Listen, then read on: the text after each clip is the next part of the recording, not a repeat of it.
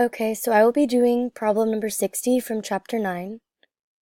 So we need to find the proportion of people in India and the US that thought acquiring wealth was of more than average importance. So we will start with India's proportion, and we find that 1,168 people out of 1,535 reported that acquiring wealth was more than average importance.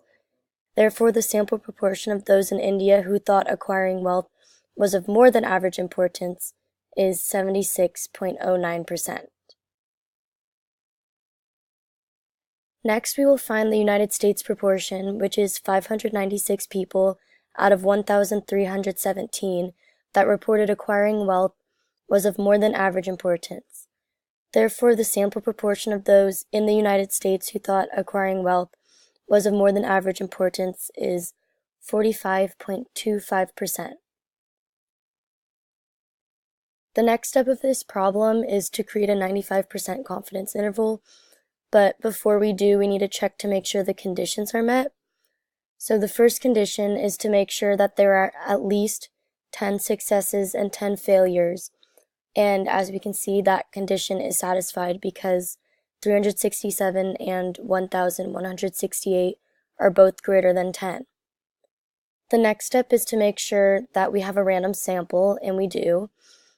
And the last step is to find the confidence interval. So we find that by using the confidence interval tool on jump and get an interval of 0.74894 and 0.781581.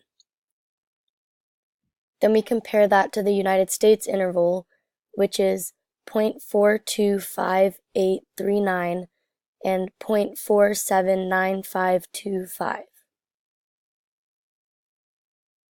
Finally, we come up with a decision and a conclusion, which is that we are 95% confident that the true proportion of respondents in India who thought that wealth was of more than average importance is between 73.95% and 78.22%.